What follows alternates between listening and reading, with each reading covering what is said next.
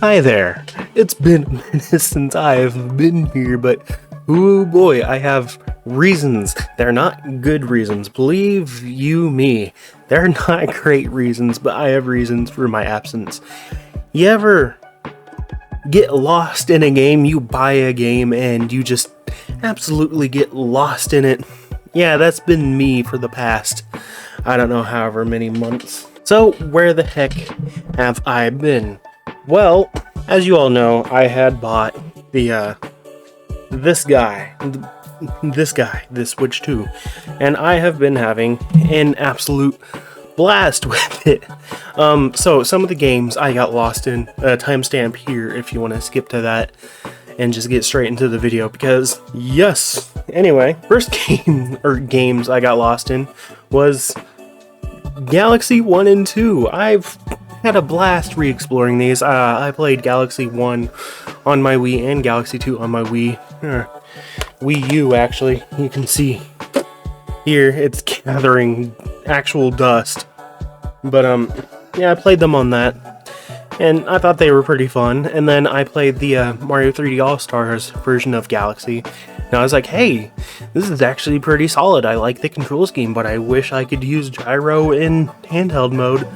And then this comes along and fixes that, although they could have just patched it in. But updated textures and resolutions and stuff, being able to play this at 4K is really nice. So I know somebody's gonna come along, well, actually, it's not true 4K. I don't really care, man. Nobody cares. Who gives a shit? Anyway, second game I got lost in, Pokemon ZA. Really fun.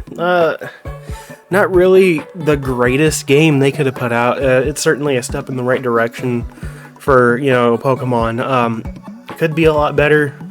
Apparently plays a hell of a lot better on the Switch 2 than it does the Switch 1, but this game just goes to show that Pokemon Company needs to stop producing games. They need to, like, sit in the director's chair and let some other company come in and, you know, make the games for them, because clearly they don't know how to make games.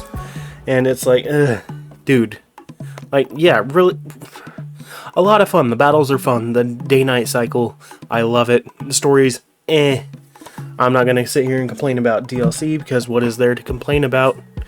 It's DLC. If you're gonna complain about DLC here, you might as well complain about DLC in every other single freaking game.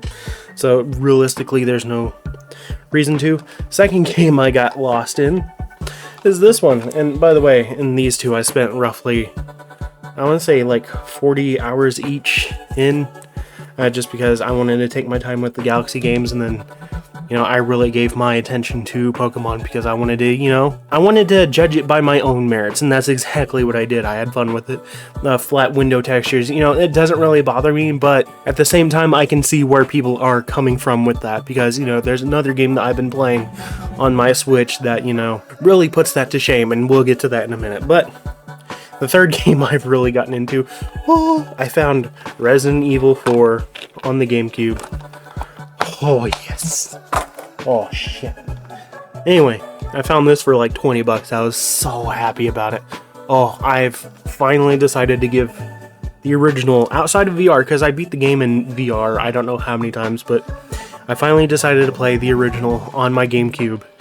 And, oh boy, I'm having a blast with aiming. Sucks in this game. Like, having to stop to aim just sucks, especially, like, if you consider, in the world of Resident Evil, Leon is a trained professional. Like, he's a professional with guns.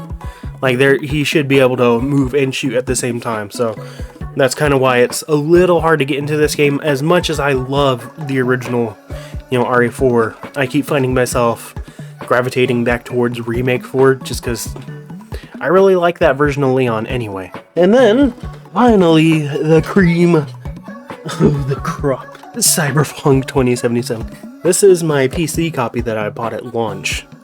I have not given this game the time of day.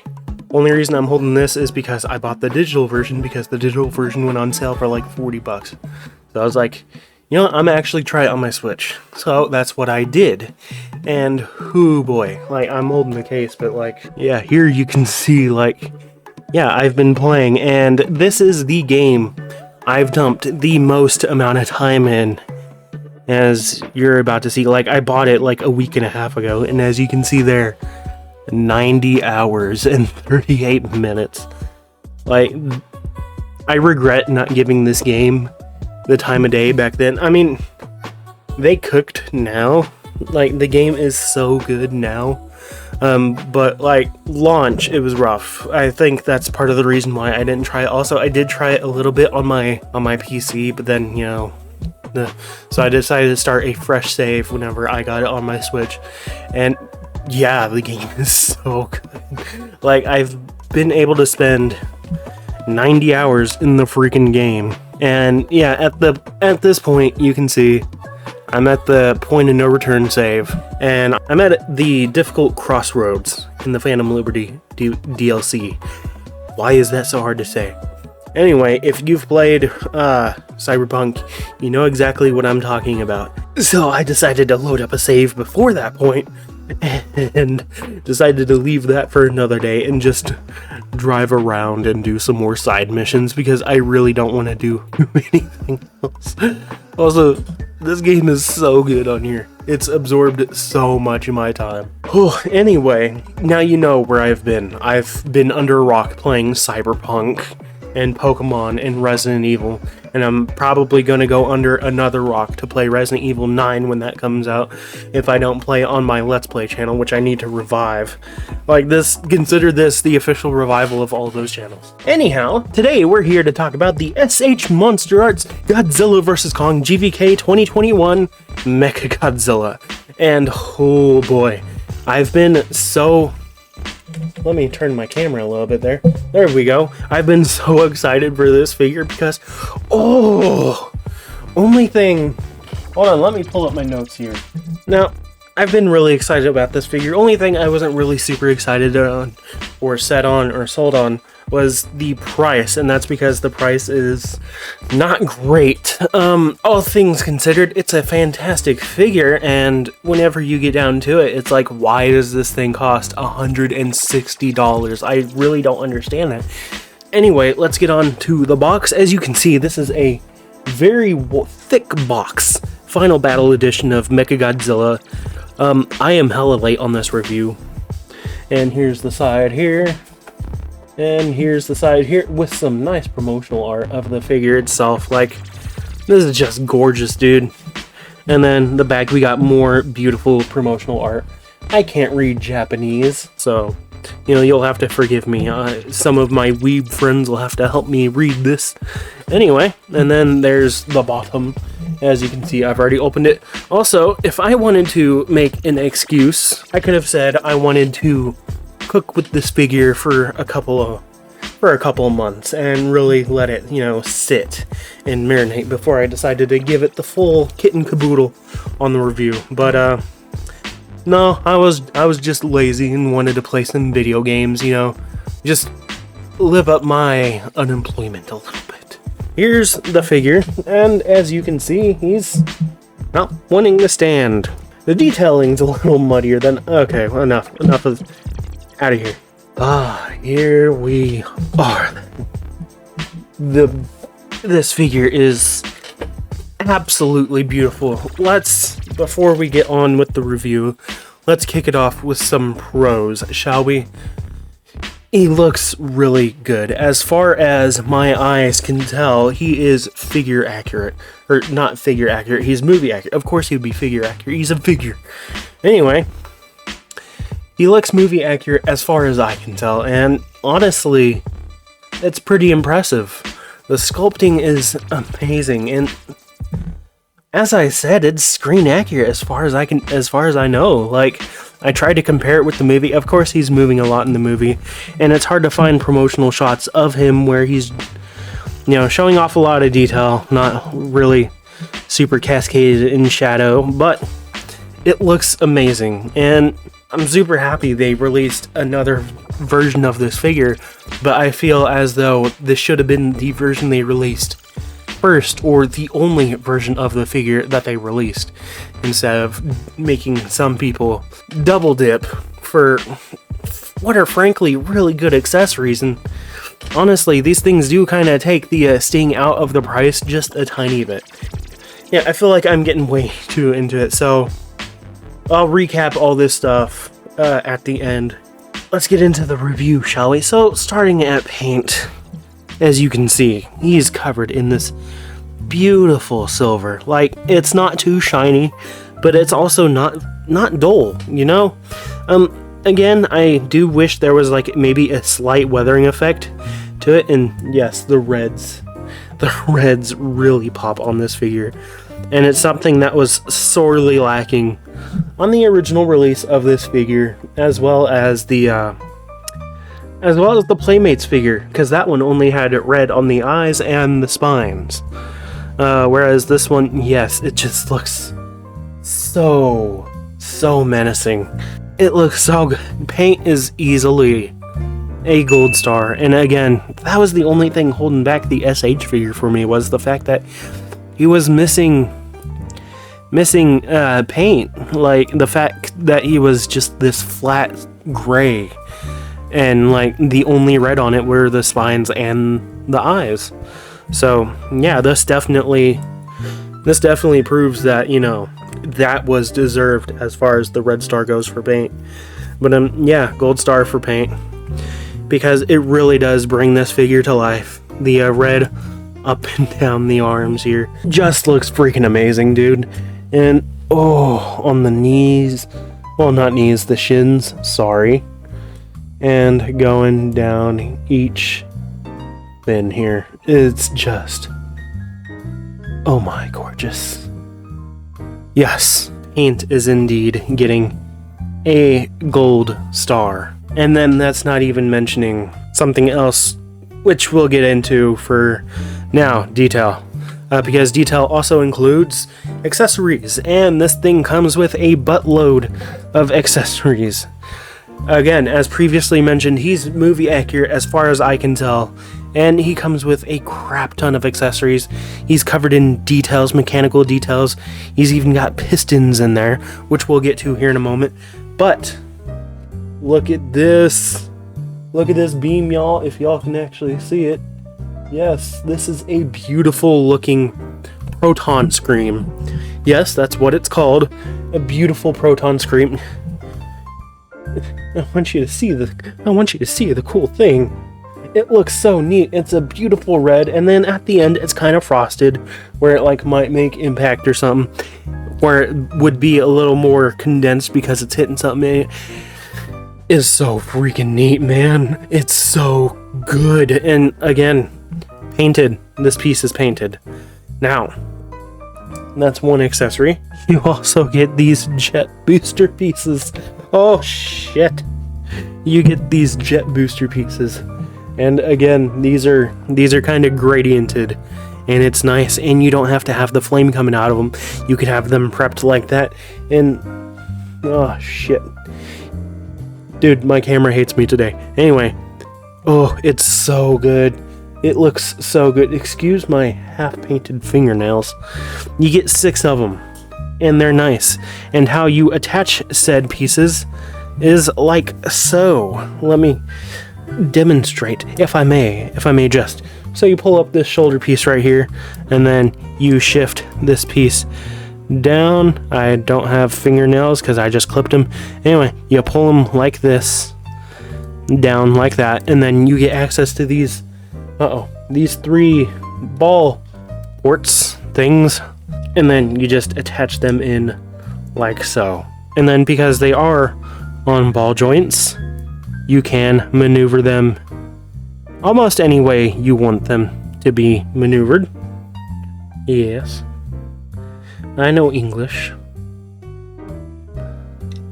Uh-oh. Alright. And then you put that in like that, and there you go. It is so cool. Look at that. And then you can have it look like he's getting ready to throw a mean right hook. Speaking of which, you also get extra hands. You get hands, y'all. Extra hands. And the neat thing about these hands is, okay, so the base of the hands are at a different angle. And then if you wanted to, you could mix and match these around. Ah, shit. Ah, shit. You can mix and match the fingers to get different poses. They're kind of fiddly a little bit, but you'll just have to take my word for it. I'm not going to sit here and try and fiddle with it, but here's a good example of mixing and matching the fingers on the different things. You also get like slightly curvier fingers, like more grabby. But also you get these punch effect pieces, and they look super freaking neat. Oh yeah, like that looks so good. And the way you attach these is by detaching that and then attaching that onto that ball joint. Yeah. Oh my gosh. And now he looks like he's about to wreck someone's day, dude. It looks freaking amazing. And then, as if that weren't cool enough, you get the spinny drill tip tailpiece that he uses to threaten Kong, I guess. And the way you attach this is you come around to this tail and you detach it. Come on. You detach it like that, and then you just attach this on. And the neat thing about this tailpiece is you can actually spin it if you wanted to. Yay, they let you have fun with your imagination. There's that tail letting us down. Oh shit, there goes my $160 figure. I cannot deny how good of a figure he looks. Like, he looks amazing. Again, I wish this were the version that people got to experience the first go around, rather than having to wait several years for a special color version that was equally as expensive. The Atomic Breath piece does come with a stand, and it attaches like so, like any other Atomic Breath piece, except this one's made to kind of fit in that slot a little bit. So hey, there you go. That looks neat. Let's get the full. There we go. I said Atomic Breath. It's a proton scream. Anyway, it doesn't really matter. He comes with 2 punch effect pieces as well. So hey, there you go. Detail Gold Star. Again, he's pretty freaking accurate as far as like movie accuracy goes. He looks amazing. He feels amazing in the hands. And all these accessories will almost always boost detail up, because that's where accessories sit for me, is in detail. Because, well, is that going to help with detail? Yes it is.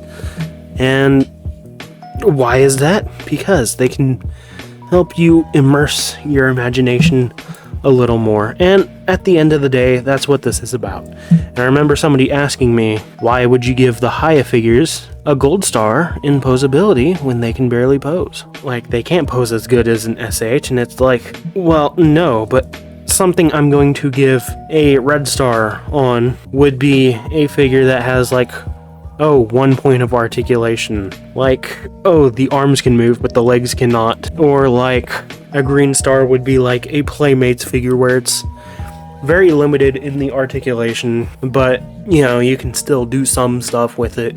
The arms and legs can move, and the neck can move to a certain degree, the jaw can open, and the tail can move. Like, yeah, that's green star worthy.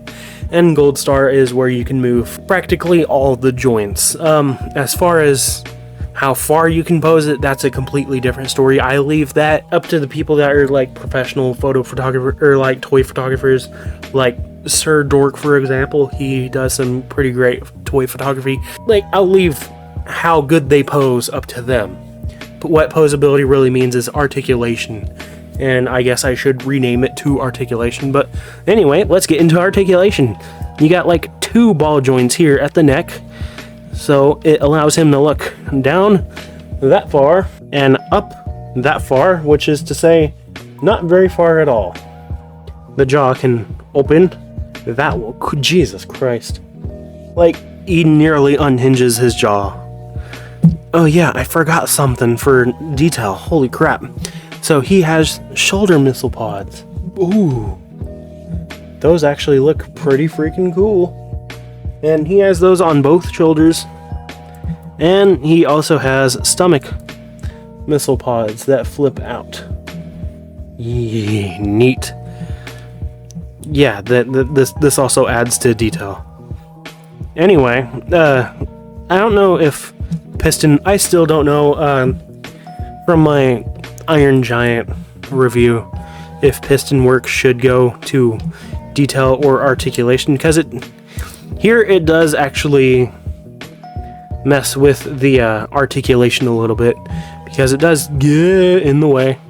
You can take out the pistons, but you risk losing said pistons by doing that. And then just... there we go. And now that's back in. You can take them out, but they don't... it doesn't help much in the articulation. Anyway, the shoulders can move in a full 360. The arm can move up that far and go down that far. They're on butterfly joints. I think they're butterfly joints. Anyway, they can move in and out like that. Not much for up and down. It's literally like it's just on a peg that does this. So hey, there you go. Nothing in the abdomen. Might have some form of die cast in there helping with the weight. I'm not sure. You get a rotation at the bicep, like over the elbow rotation. Elbow can go straight like that, and then in about that much. You get a ball joint at the wrist.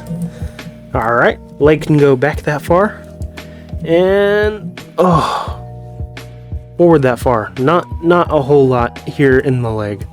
Disappointing a little bit.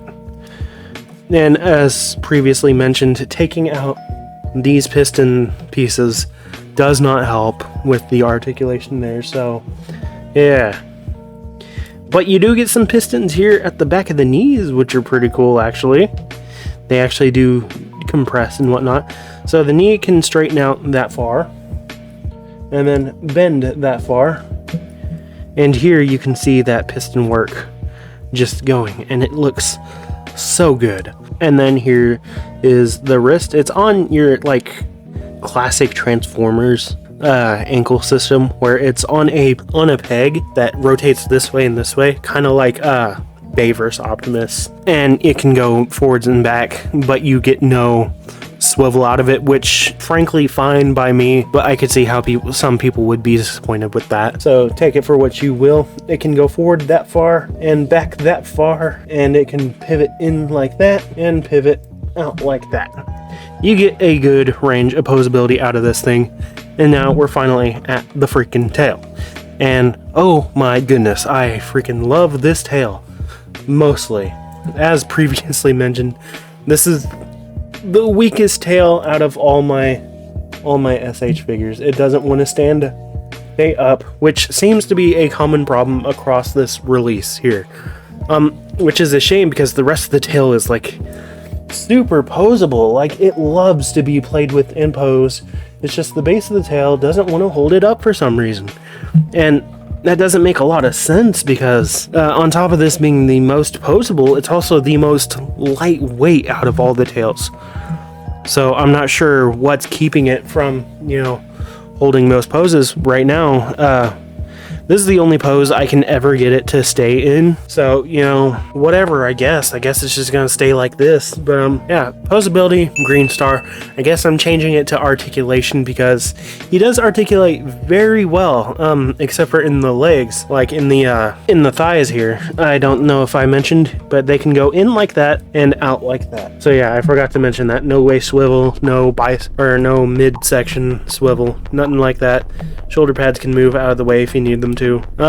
But yeah, like, there's a ton of sections in the tail, and they're all great. They all pose well. Everything past the base of the tail seems to hold its pose relatively well. It's just the base of the tail. It doesn't want to hold the tail up at all, which, again, this is the most lightweight tail I've felt in an SH figure. Now, something you may have noticed while I was posing this thing, and something that flabbergasted me over the course of the past 2-3 months I've had this guy, is nothing falls off, which is shocking. Like, maybe that's where they're getting their idea for the price. It's like, hey, this figure costs $160, nothing's gonna fall off of it. It's just like, why couldn't they have that on all the other figures? I truly don't understand, because it's not like all the other ones seem to really be of a different quality, really. Who knows, man? Personal enjoyment with this thing, absolutely golden star. I love taking it off the shelf. I love fiddling with him. I love posing him. Something I have noticed, though, is he seems to scale better with Haya's Godzilla than he does SH's own Godzilla. As far as the MonsterVerse Godzillas go, yeah, he freaking towers over the SH Godzilla, as opposed to the Haya, where they seem to be pretty on par as far as size goes. And I feel like this looks more natural to me than this. And yeah, like, he's way too tall for MonsterVerse SH Godzilla, and I feel like that's gonna be an unpopular opinion, but I feel like he didn't tower over him like that. Like, yeah, he was a tiny bit taller, but, you know, not so much so that, you know, it was like he was looking to see if he had any balding going on. What do I give the overall score for this feller? I'm gonna go ahead and give him a green star. It's the price. The figure is super solid, the accessories are super solid, the articulation, I love it. I love it all, despite the thighs holding it back, or the hips holding it back. Everything else about it is, you know, pretty much what I want out of a Mechagodzilla figure, at least from the MonsterVerse. The paint is excellent. Again, accessories, you know, I love these little booster things, and I love the fact that you can take out the flame bit. It's so cool. So why am I giving it a green star? Again, price, $160, huge turnoff. I love this thing, but I don't know why it's priced so high. And the same can be said realistically about any SH figure. Look at Evolved Godzilla, $140 for that guy. Like, he's great, but I don't think he's $140 great. Anyway, that's been my Mechagodzilla review. I hope you guys enjoyed this review, and if you did, let me know down below, and tune into me next time, when we'll be taking a look at the Haya Toys Shimo. Ooh, I love this thing. Again, spent quite a bit of time with this girl, rather. And yes, I love it. Also, got another Haya figure in review in the works. Yes, we will also be doing the 91 King Ghidorah. Oh, I love this Ghidorah. Probably a lot more than the MonsterVerse Ghidorah figure, because yes, also Ghidorah 2.0, I will be getting him at some point. I need to get a job first. So anyway, I'll see you guys in the next video. Ta-ta. Bye.